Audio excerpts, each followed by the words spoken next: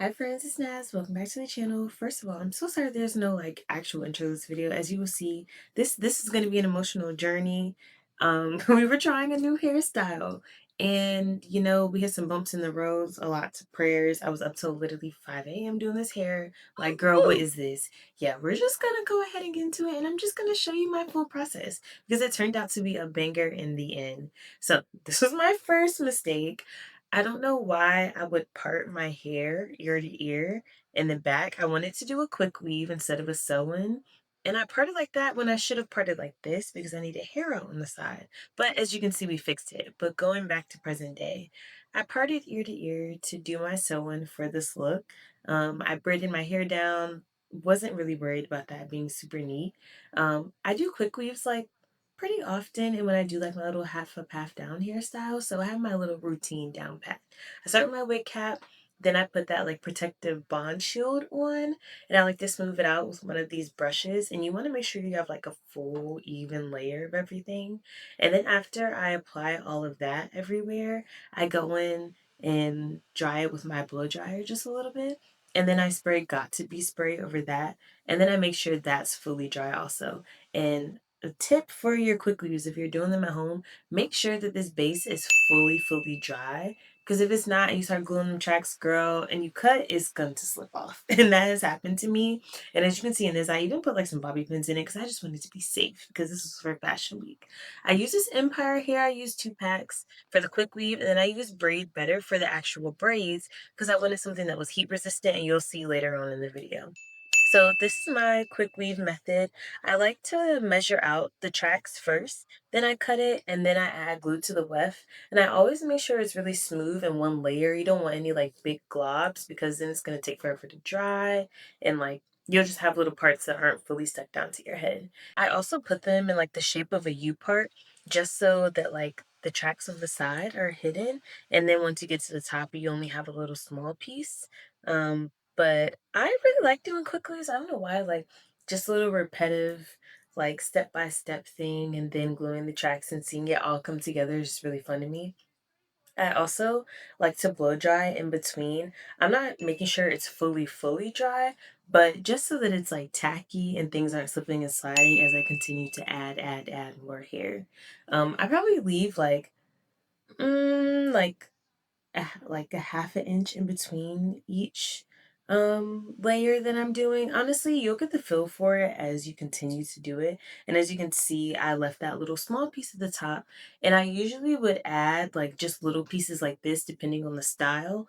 And I honestly don't even know why I thought this would be hidden with braids, but we're gonna flip that and fix that situation later. Don't you worry, girl.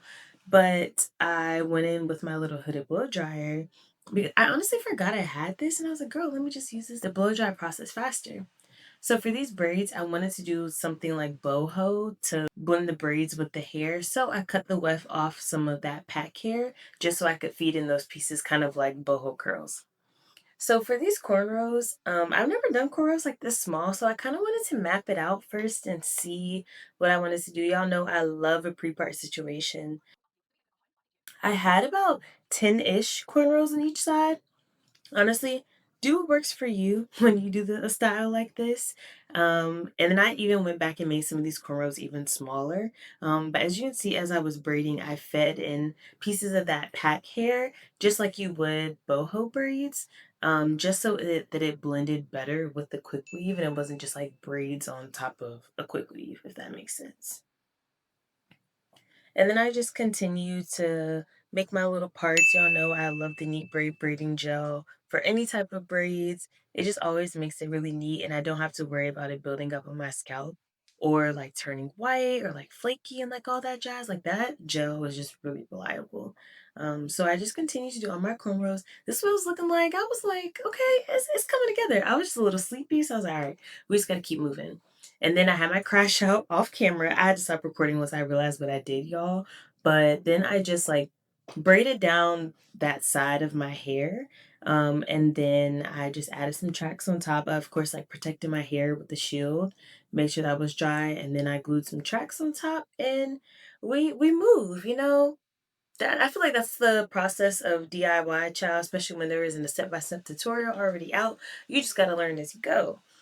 So then I started doing my cornrows on this side.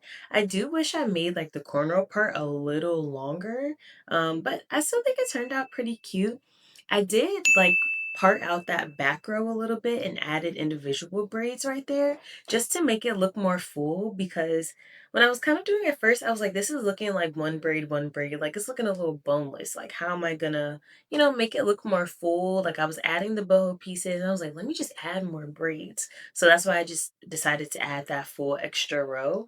My face in this has me so weak because I was so tired. It was literally 5 a.m., but I had to push through and I had to finish his hair because I had an event the next day, girl. So this is what it was looking like after I finished braiding, finished the quick weave, and my face looks like that because you could still see the tracks at the top, but I was like, that's tomorrow morning's problem. Like I need to be in the bed right now. Uh, but yeah. So this is where I used my big brain and I took those tracks off at the top and I flipped them over and I laid them backwards, y'all. So I glued them forward and then I flipped them over, and with the hot comb, I like molded it to be backwards and lay flat. And it just looked like the hair, not necessarily was coming up my scalp, but you couldn't see any weft, which is exactly what I needed. I also had, of course, like a row of individual braids in the back. I took all those out and I made them way smaller because if you saw in that first clip when I finished braiding, it just looked a little like boneless. Like, oh, you just got a couple braids in the back of your head. Like, it just needs to be a little more full. So I just went ahead and added more braids. And I also did the little boho thing with those in the back. And then I cut my hair. I left it a little longer because I wanted to flip it up like in the inspo pics. But when I flipped it up, I wasn't really feeling it. And I had another crash out. I was like, yeah, I'm literally never doing style ever again. It took way too long. And it's not even that cute. Like, I was like, I don't know. As you can see, I'm literally trying to convince myself. But then I was like, yeah, no. So I called in some reinforcement. I called in my boyfriend and he helped me like shape up this bob, cut it even shorter and make it even. Because I was like, yeah, I just want a regular bob. We're just gonna flip it under. And y'all, this was eating. I was like, oh, like you see it? Like it was coming together. I was like, this looks so much more put together, so much more seamless. It's just like the way that I did it. But yeah, y'all, this style was a journey. It turned out so, so, so cute. Thank you all for watching this video. If you try this out, even if you're a hairstylist or just like a DIY girl, let me know like how you feel. It's having a moment right now and I absolutely love it. I'm so happy that I tried it. And thank y'all for watching. Bye. We did it.